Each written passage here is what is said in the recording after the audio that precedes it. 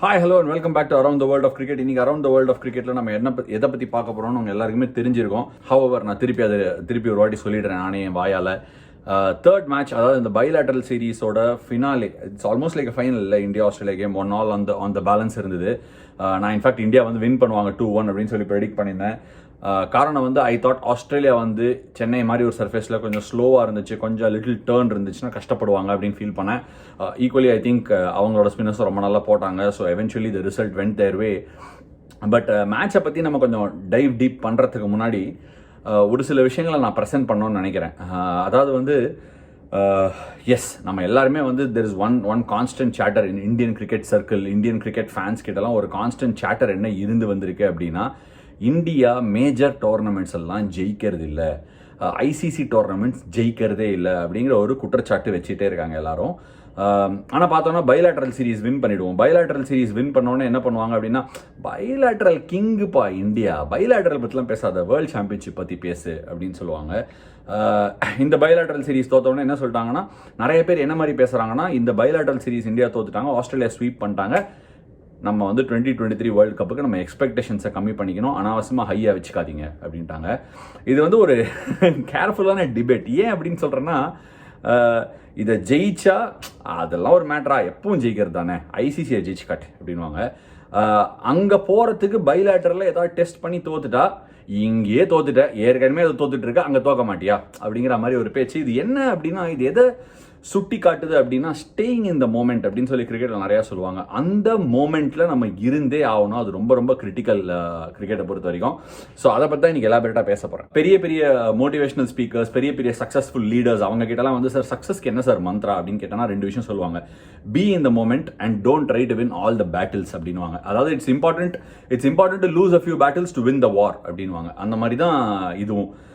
பைலேட்டரல்ஸை வந்து நம்ம ஜெயிக்கிறது ஒரு பெரிய மேட்டர் இல்லைன்னு தான் நம்மளே சொல்லிக்கிறோமே. அப்படி சொல்லிக்கும் போது பைலேட்டரல்ஸில் 1-2 விஷயங்களை நமக்கு என்ன தேவை, நம்ம எந்த இடத்துல ஃபால் ஆகும் அப்படின்னு சொல்லி சில விஷயங்களை ட்ரை பண்ணும்போது, அதுக்கு மூக்கு, காது, கண்ணு, வாயெல்லாம் வச்சு பேசுறது வந்து எந்த அளவுக்கு ரெலவெண்ட், எந்த அளவுக்கு அதுக்கு டீமுக்கே ஹெல்ப் ஆகும் அப்படின்னு எனக்கு சம்டைம்ஸ் புரியல. எஸ், எல்லா நாட்டிலையுமே நடக்கும். நானும் ஆஸ்திரேலியாவில் விளையாடிருக்கேன், இங்கிலாண்டில் விளையாடிருக்கேன், சவுத் ஆஃப்ரிக்காவில் விளையாடிருக்கேன். அந்த ஹோம் டீம் மேட்ச் தோத்துச்சு அப்படின்னா, அந்த home media, South Africa, Australia, இங்கிலாண்டில் இருக்கிற மீடியாலாம் ஜென்ரலாக ஃபால்ட்ஸ் பிக் பண்ணுவாங்க, அந்த டீமில் என்னெல்லாம் ராங் அப்படின்னு பிக் பண்ணுவாங்க. பட் லார்ஜ்லி ஜெயிச்ச டீமை பற்றி அவங்க யார் நல்லா பண்ணாங்க, உதாரணத்துக்கு நம்ம எடுத்துக்கலாம், அந்த கேபால ஃபோர்ட்ரஸ் வந்து நம்ம உடைச்சோம். அந்த ஃபோர்ட்ரஸை உடச்சி நம்ம அந்த சீரீஸை வின் பண்ண உடனே, எஸ், ஆஸ்திரேலியன் டீம் பற்றி எல்லாருமே பேசினாங்க. அதாவது வந்து எப்படி வந்து நேத்தன் லைன் வந்து லாஸ்ட் டேல போல் அவுட் பண்ண முடியல, பேட் கமின்ஸ், ஹேசல்வுட், ஸ்டார்க் கொண்ட அட்டாக் ஆலியே வந்து அந்த மேட்சை ஜெயிச்சு கொடுக்க முடியல, ரன்ஸ் சில பேர்கிட்டேருந்து வரல அப்படின்னு சொல்லிட்டு. ஆனால் நல்லா யோசிச்சு பாருங்க. அதை யோசிச்சு பார்க்கும்போது ஆஸ்திரேலியன் டீம்லேருந்து இந்த தடவை டூருக்கு வந்ததில் எந்த சேஞ்சுமே இல்லை. டிராவிஸ் ஹெட் ஆடினாரு, மேத்யூ வேடும் டிராவிஸ் ஹெட்டும் விளையாடினே இருந்தாங்க, லபுஷியன் விளையாடினாரு, ஸ்டீவ் ஸ்மித் விளையாடினாரு, ஓப்பனிங் வந்து வார்னரும் ஹாரிஸ் நினைக்கிறேன், ஹாரிஸ் விளையாடினாரு. இந்த தடவை அதுக்கு வந்து போல உஸ்மான் குவாஜா வந்தாங்க, இங்கே டிராவிஸ் ஹெட் திருப்பி வந்தார். லார்ஜ்லி சேம் டீம் தான். அவங்க வந்து நம்ம டீமில் யார் நல்லா பண்ணாங்க, ரிஷப் பண்ட் அவுட்ஸ்டாண்டிங்காக பண்ணாங்க, சுப்மன் கில் நல்லா பண்ணாங்க, முகமது சிராஜ் ரொம்ப நல்லா பவுலிங் போட்டார், என்னோட சீரீஸ் ரொம்ப நல்லா போச்சு, அஜிங்கே ரஹானோட கேப்டன்சி, அவரோட 100 at மெல்பர்ன், இந்த மாதிரிலாம் பேசும்போது நம்ம ஒருவேளை அந்த ஒரு சின்ன பாயிண்ட்டை ஒரு ஸ்லாக் கட் பண்ணோன்னு சொல்ல, பேக் பண்ணோன்னு சொல்ல, ஹவர் ஜெயிச்சது ஆஸ்திரேலியன் டீம் ரொம்ப நாளாக கிரிக்கெட் விளாட்னாங்கல்ல. ஸோ அதை பற்றி நம்ம இன்றைக்கி பேச போகிறோம். ஃபர்ஸ்ட் நம்ம என்ன பேச போகிறோம் அப்படின்னு பார்த்தோம்னா, கண்டிஷன்ஸ். சேப்பாக்கில் கண்டிஷன்ஸ் எப்படிங்க இருந்தது? சேப்பாக்கில் கண்டிஷன்ஸை பொறுத்த வரைக்கும் நிறைய பேர் சொல்லலாம் விக்கெட் திரும்பிச்சுன்னு, பட் போலர்ஸ்க்கு ஏதோ இருந்தது. என்னோட personal thought process, ODI cricket, test cricket and T20 கிரிக்கெட்டை பொறுத்த வரைக்கும், T20 கிரிக்கெட் ஸ்லாம் பேங், மக்கள் எதுக்கு வராங்க, போலர்லாம் ஓட பேட்ஸ்மேன் அடிப்பாங்க, 6-4 அடிப்பாங்க, அதில் அவங்க டீம் ஜெயிக்கணும், ஹோம் டீம் ஜெயிக்கணும் அப்படிங்கிற ஒரு ஆசையோட மக்கள் மேட்ச் பார்க்க வருவாங்க. ஐ எம் ஷுவர், அதாவது வந்து வீட்டிலேருந்து மேட்ச் பார்க்குறவங்களும் அவங்களோட சப்போர்ட் பண்ணுற டீம் ஜெயிக்கணும்னு பார்ப்பாங்க. ஸோ T20 அதுக்கு ஒரு ஸ்கோப் இருக்குது. It's completely batsmen's game. Test கிரிக்கெட்டை பொறுத்த வரைக்கும் அந்த balance between bat and ball, அது அப்படியே போகணும். கன்சிஸ்டண்டாக பேட்ஸ்மேன் சேலஞ்ச் ஆகிட்டே இருக்கணும். அதுக்கப்புறம் batsman will earn the right to make those runs. ஒரு செஷன் ஆட்டாங்க, போலிங்கை பார்த்தாங்கன்னா பெட்டர் ரைட்டே போகும் அந்த கண்டிஷன்ஸ் யூஸ் பண்ணி, ஏன்னா டைம் நிறைய இருக்கும் ஆன் ஹேண்ட். அதுக்கப்புறம் bowlers will come into their play. இது டெஸ்ட் கிரிக்கெட். ODI கிரிக்கெட் வந்து one of the most celebrated formats of the கேம்ங்கிற என்னை பொறுத்த வரைக்கும் at one point of time. இப்போ பார்க்கும்போது அதுதான் கேஸா அப்படின்னு சம்டைம்ஸ் நம்மளே கொஸ்டின் பண்ண வேண்டியதாக இருக்குது. ஏன்னா there is too much of sameness through the game. அதுக்கு பல காரணங்கள் இருக்குது. பேசேஜஸ் ஆஃப் பிளே அப்படின்னு நான் சொல்லுவேன், எப்ஸ் அண்ட் ஃப்ளோஸ், அது இருந்தால் தான் அந்த ஒரு எக்ஸைட்டிங்காக இருக்கும். ஃபார் எக்ஸாம்பிள் நேற்று கேமே நம்ம எடுத்துக்கலாமே, மார்ஷும் ஹெட்டும் பயங்கரமாக ஸ்டார்ட் பண்ணாங்க, அதான் அந்த நியூ பாலில் வச்சு சொருனாங்க. அதுக்கப்புறம் ஹார்திக் பாண்டியா வந்தார். அதான் அந்த மாதிரி அடின்னு ஃபாஸ்ட் பாலர் அடிச்சதுக்கப்புறம் ஸ்பின்னர் தான்ப்பா ஒரே பிளே அப்படின்லாம் இல்லை. ஹார்திக் பாண்டியா வந்து அழகாக ஹெட்டை வந்து ஒரு மாதிரி white ball, bit of luck went for him, bounce extra பவுன்ஸில் பாயிண்ட்ல எடுத்தார். அதுக்கப்புறம் மார்ஷுக்கு ஒரு beautiful ball slightly going away in the air, பிச்சை கொஞ்சம் ஸ்ட்ரெயிட் ஆச்சு, ஓவர் கொஞ்சம் ஸ்லோ ஆச்சு, பால் ஓல்ட் ஆகி போல்ட் ஆனார். ஸ்டீவன் ஸ்மித்துக்கு பியூட்டிஃபுல்லாக கேரி ஆச்சு, slight shape away from the bat and carry ஆச்சு. அதுக்கப்புறம் சரி அது முடிஞ்சிச்சு அப்படின்னு பார்த்தோன்னே ஒரு ஸ்மால் பார்ட்னர்ஷிப், வார்னரும் மானஸ் லபுஷன் ஒரு பார்ட்னர்ஷிப் போட்டாங்க. அதுக்கப்புறம் குல்தீப் யாதவ் பால் நல்லா குப்புன்னு விருட்டுன்னு திரும்பிச்சு. திரும்பினோடனே he was able to break through the game. சரி, அவர் பிரேக் த்ரூ கம்ப்ளீட்டாக ஸ்பின், இது டெமாலிஷன் அப்படின்னு நினைக்கும் போது batsman are able to come back in to the game. ஒரு அலெக்ஸ் கேரி பார்ட்னர்ஷிப் மூலமாக திரும்பி வந்தாங்க, Alex Carey and Marcus Stoinis partnership. சரி, இப்படியே போகுது அப்படின்னு பார்த்தா little bit of reverse swing came back in to the game. Alex கேரிக்கு ஆப்வியஸ்லி குல்தீப் யாதவ் ஒரு நல்ல பால் போட்டார். Shami was able to get the ball to reverse. So இதில் என்ன இருந்தது இந்த ஓடிஐ கேமில், வேரியஸ் பேசேஜஸ் ஆஃப் பிளே இருந்தது. அந்த பேசேஜஸ் ஆஃப் பிளேல க்ரௌடும் வெளியே போகல, அட் த சேம் டைம் பிளேயர்ஸும் வெளியே போகல. சரி, நம்ம உழைச்சி தான் விளாட்னோங்கடா அந்த மாதிரி சுற்றினே இருக்க முடியாது. எவ்ரி டைம் பேட்ஸ்மேன் வந்து கொஞ்சம் நெக்கலா சரிடா T20 மோட்ல சுற்றலாம் அப்படின்னு நினச்ச போதெல்லாம் விக்கெட் வந்தது. Marnus Labuschagne took it for granted. நல்ல பார்ட்னர்ஷிப்பு. ரவீந்திர ஜடேஜாவை பியூட்டிஃபுல்லாக சிங்கிளாக ஆடிட்டு ஒரு ரிஸ்க் எடுத்து ஒரு 4 அடிச்சாரு. நெக்ஸ்ட் ஓவரே அவர் T20 மோட்ல பிரேக் அவுட் பண்ண பார்த்து குல்தீப் யாதவ் ஸ்கியூ பண்ணார் லாங் ஆஃப்குள்ள, வாய் மேலே கேட்ச். இதே ஒரு நல்ல T20 கண்டிஷன்ஸ் அண்டர் டியூ பிச்சு பழுங்கு பாட்டா அப்படின்னா அதே பால் பாட்டம் எட்ஜ் ஓரமாக ஆச்சு 6 போயிருக்கும். Take it from me, I am vouching for it. இதில் அந்த இல்லை ஃபாஸ்ட் பவுலர் ஓடி வந்து ஓல்ட் பாலில் கட்டர் போட்டால் விக்கெட்டில் கொஞ்சம் உட்காந்துச்சு. Mohammed Siraj to Mitchell Starc last wicket partnership நம்ம கொஞ்சம் வளர விட்டோம், நிறைய பேசினாங்க நேற்று எக்ஸ்பர்ட்ஸு. அந்த 6 ஒன்று அடிச்சாரு. திருப்பி முகமது சிராஜ் கொஞ்சம் ஸ்லோ பண்ணி இந்த பிச்சில் கோ ஃபெச் இட் அப்படின்னு நான் சொல்லும் போது பால் கொஞ்சம் நின்று வந்து டீப் ஸ்கொயர்ல கேட்ச். ஸோ பவுலர்ஸுக்கு சம்திங் இன் பிளே இருக்கும்போது batsman have to choose their shots. So இந்த பிச்சில் அது டெஃபினட்டாக நல்லாவே இருந்துச்சு. It had something. ஃபாஸ்ட் பவுலரால் இனிஷியலாக ஒன் திங் மிஸ்ஸிங்னு சொல்லலாம், இனிஷியலாக பால் வந்து ஸ்விங் ஆகல நியூ பாலில். That is probably why Mitchell Starc didn't have the greatest of days. Mitchell Starc ஒரு அவுட்ஸ்டாண்டிங் பவுலர். ஏன் அப்படின்னா அப் ஃப்ரண்ட் டோனை செட் பண்ணுவார், நியூ பாலில் ஃபுல்லாக போடுவார், அது கொஞ்சம் ஸ்விங் கிடைக்கும், அதில் விக்கெட் எடுப்பார்.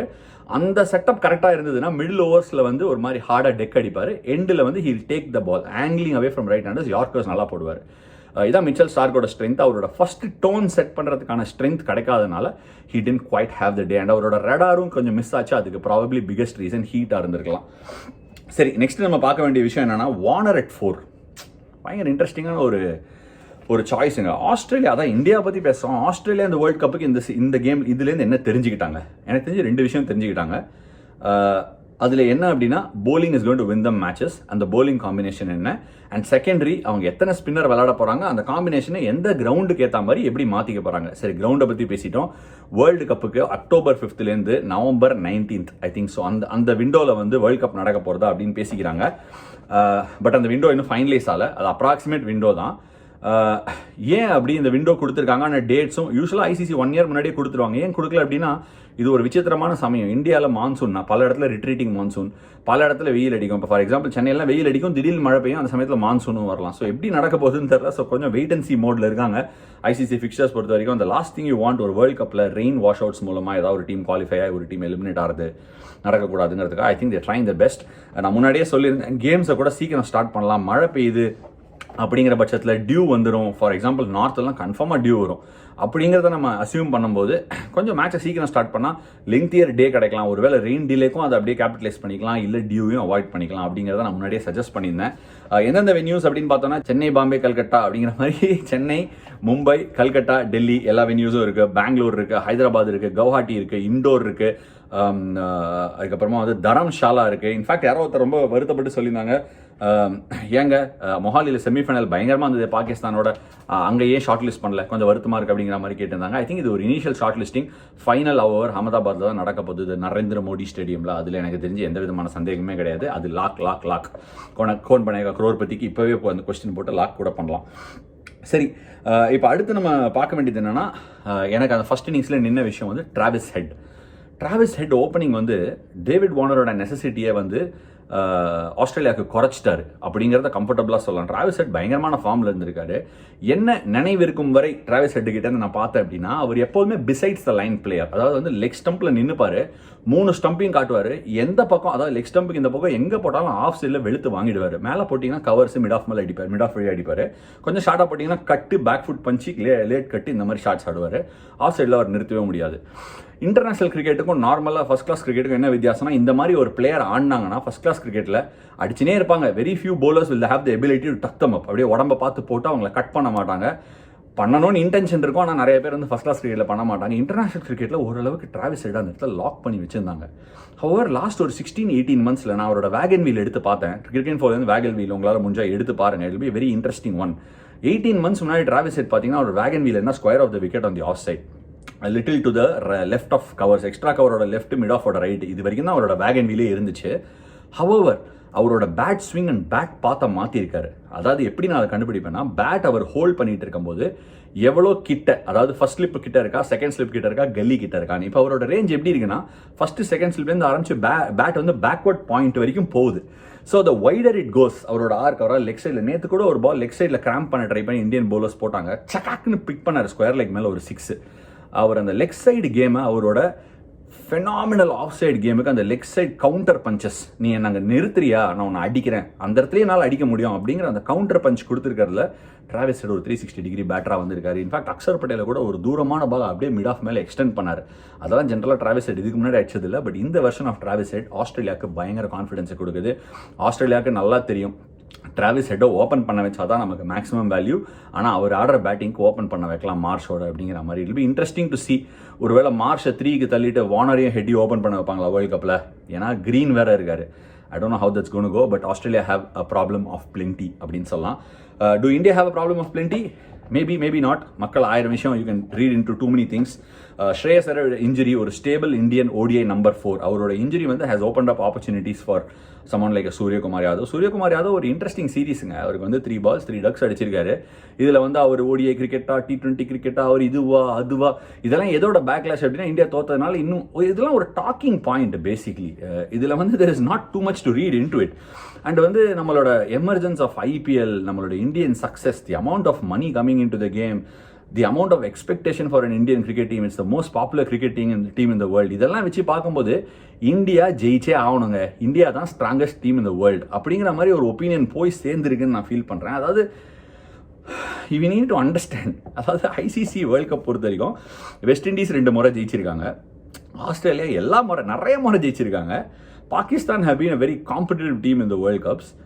India is definitely a upcoming and a very strong cricketing nation. அதில் ஒன்றும் சந்தேகமே கிடையாது. We are a strong cricketing nation. However, invincible cricket nation நம்மளே somewhere down the pocket of line எடுத்துக்கிட்டோமோன்னு தோணுது. இன்வின்சிபிள் தான் நம்ம அப்படிங்கிற ஒரு மாதிரி நியூஸ் அண்ட் ஒரு மாதிரி பொசிஷனிங் போயிருக்கிறதுனால மக்கள்கிட்ட இந்த வர ட்ரேஸ் பேக்ஸும் ஃபீட்பேக்ஸும் வந்து சம்டைம்ஸ் வெரி ஹார்ஷாக இருக்குன்னு நான் ஃபீல் பண்ணுறேன்.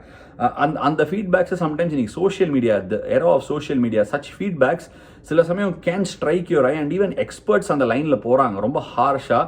அண்ட் இது வந்து எப்படின்னா, it will not give any balance to the cricketer or the management. Somewhere down the line 2011 world cup எனக்கு ஜெயிக்கும் போதெல்லாம் என்ன தோணுச்சுன்னா, என்டையர் கண்ட்ரி எல்லாருமே எங்கே போனாலும் நீங்கள் பண்ணுறது சரி, சூப்பராக பண்ணுறீங்க அப்படிங்கிற மாதிரி யாரும் பொய் சொல்ல வேணாம். ஹவவர் அந்த டீமில் இருந்த ஸ்டெபிலிட்டி தான் அந்த ஜெயிச்சதுக்கே ஒரு காரணம். அந்த ஸ்டெபிலிட்டியை நம்மளே குலைச்சி நம்மளே உடைக்கிறோம் அப்படிங்கிறதுல எனக்கு எந்த விதமான சந்தேகமே இல்லை. In fact I think it's a very crucial and valid time for experts தான் வந்து எது நிஜமான கருத்து, நம்ம கிரிக்கெட் விளையாடி இருக்கோங்க நல்லா பார்க்குறோம், நம்ம கரெக்டாக ரெஸ்பான்சிபிளாக கொடுக்கணுங்கிறத கொஞ்சம் டெஃபினட்டாக யோசிச்சு பண்ணணும்னு நான் ஃபீல் பண்ணுறேன்.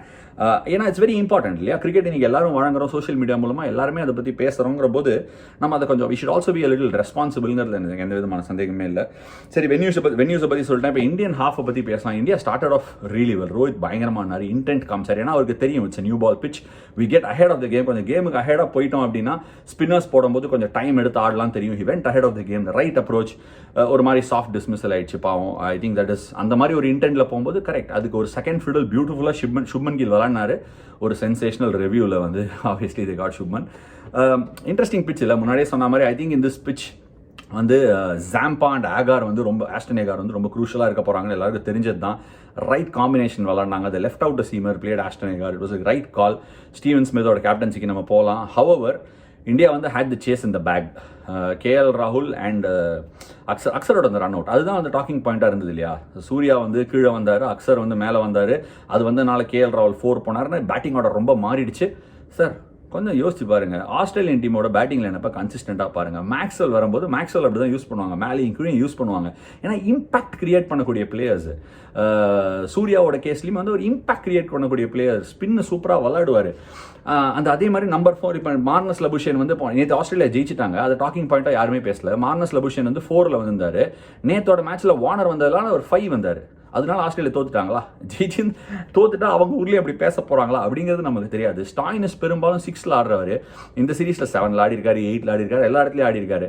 ஸோ இட்ஸ் ஜஸ்ட் அந்த கேமோட சிச்சுவேஷன் எப்படி இருக்குங்கிறத பார்த்து ஒரு ஹஞ்ச் கால் எடுக்கணும். அந்த ஹஞ்ச் கால் எடுக்கக்கூடிய ஒரு திறன் வந்து மேனேஜ்மெண்ட்டுக்கும் ஒரு லீடர்ஷிப் டீமுக்கும் டெஃபினட்டாக வேணும். அதை அவங்க பண்ணி ஆகணும். அதுதான் ஃபியூச்சர் ஆஃப் கிரிக்கெட். ஸோ அதை வந்து பெக் அண்ட் காலாக கொஸ்டின் பண்ணக்கூடாது. ஒரு ஸ்ட்ராட்டஜி எதுக்கு பண்ணுறாங்க, இதில் வந்து நல்ல சவுண்ட் லாஜிக் அண்ட் ரீசனிங் இருந்ததுங்க. அக்சர் பட்டேல் ஏன் அமிச்சாங்க ஆஸ்திரேலியா கிட்ட? ஐ ஜெனுவன்லி தாட் இந்த மேக்ஸ்வெலோட பேட்டிங்கோட அவங்க போலிங்கை மிஸ் பண்ணுவாங்கன்னு நான் எதிர்பார்த்தேன். ஏன்னா ஜடேஜா அண்ட் அக்சர் இருந்தாங்க. ஒரு மாதிரி அக்சரை மேலே அமிச்சு ஆஸ்டன் எகார் அண்ட் ஜாம்பாவோட ஸ்பெல்ல ஒரு 10 overs 35 40 40 for 140 for no loss அப்படி முடிச்சிருந்தாங்கன்னா the game was in India's bag. அதுதான் இன்டென்ட். அண்ட் அக்சர் கொஞ்சம் இன்டென்ட் காமிச்சு ஒருவேளை ஏதாவது ஒரு ஸ்பின்னர் 50 ரன்ஸ்க்கு எடுத்துன்னு போயிட்டாருன்னா game over, game sealed. The intent was right. However, the run out, the moment it just happened, and the decision was right. The outcome wasn't. So if you question the decision, the outcomes will also come into that. அது என்ன ஆகும்னா இந்த டிசிஷனை question பண்ணுவாங்கடா, நம்ம பண்ணாம சேஃபா இருக்கலாம் அப்படின்னு பயப்பட ஆரம்பிச்சிருவாங்க. அந்த ஒரு பயத்தை தான் நம்ம திருப்பி எல்லார் மேலேயும் போடுறோம். அண்ட் சூர்யா வந்து வெளியிலேருந்து ஒரு அசம்ஷன், அவர் 20 ஓவர் நல்லா ஆடுறதுனால அவருக்கு 20 ஓவர் தான் கொடுத்தாங்க அப்படின்னு யாரோ ஒருத்தர் கலப்பி விட்டதை அவங்க அப்படியே யூஸ் பண்ணிக்கிறாங்க. இட்ஸ் குவைட் சில்லி என்னை பொறுத்த வரைக்கும். they wanted to, I think, keep Surya the good player of spin in between Akshar and Jadeja and Hardik. So I think that was the right move. It didn't come off yesterday. It didn't come off.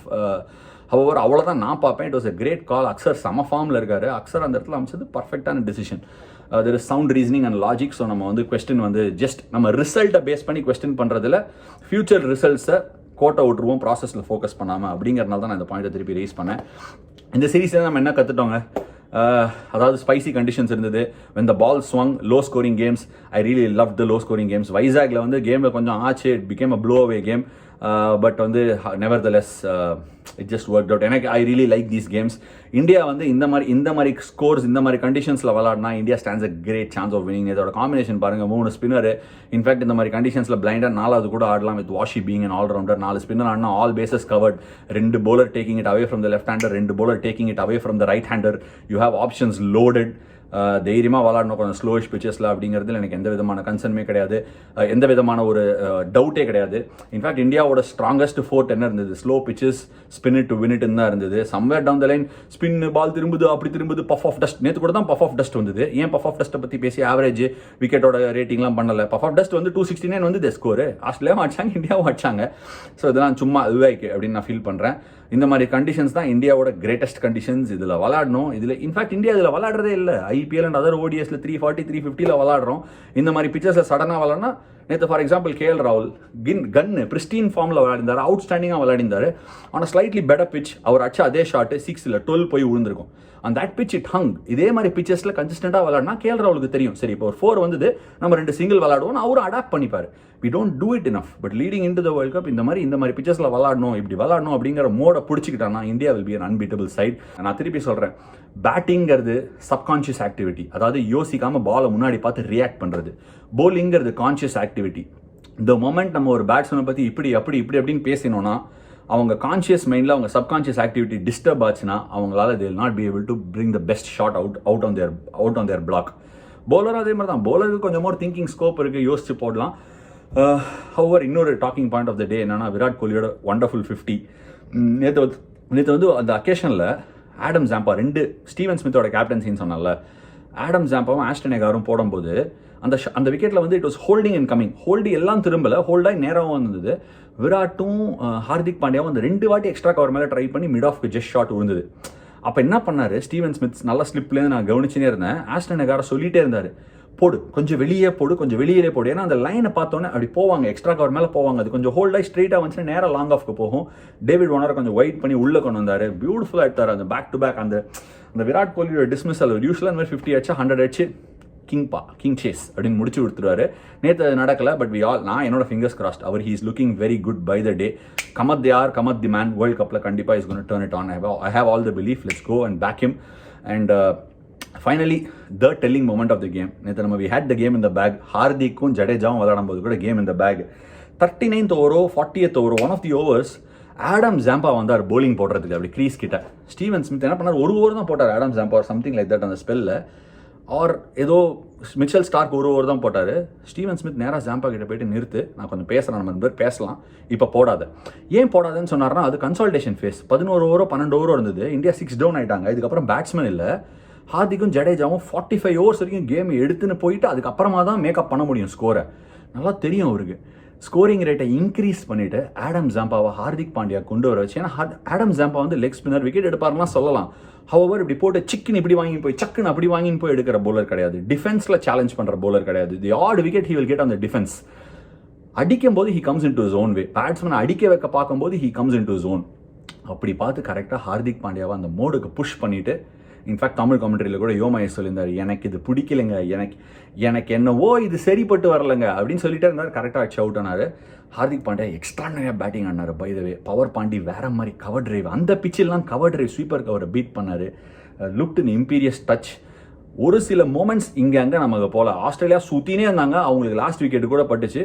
நம்மளும் நல்லா பாசிட்டிவாக ஆனோம். However it didn't go our way. But this is the mode we should play. This is the sort of cricket we should play. இந்த மாதிரி games நம்மளை ரொம்ப நல்லா suit ஆகும். Dew out of the equation. We can control it with our bowling. We can control it with our batting. பர்ஃபெக்டாக இருந்ததுங்க. எல்லா screen பிளேயும் பர்ஃபெக்டாக இருந்தது. இப்போ படம்லாம் எடுக்கிறோம், ஸ்கிரிப்ட் நல்லா இருக்கும், டேரக்டர் நல்லா இருப்பார், ஹீரோ நல்லா இருப்பார்.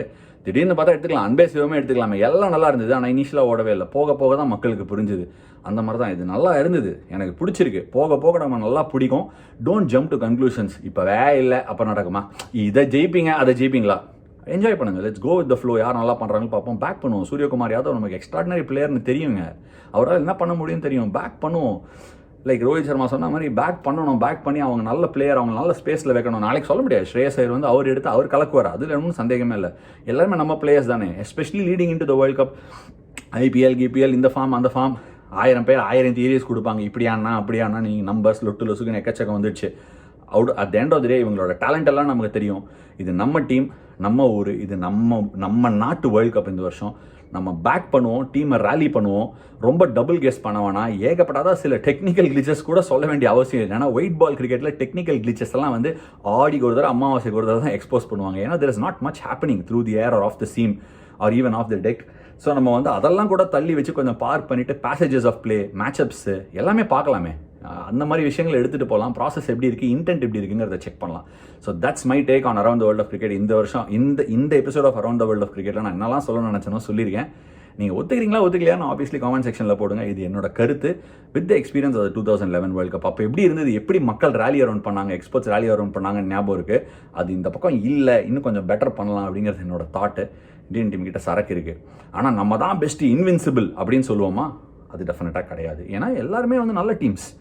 அந்த இன்வின்சிபிளாக அவங்க வேர்ல்டு கப் போது வரத்துக்கு நம்மளாம் அவங்க கூட நிற்கணும்.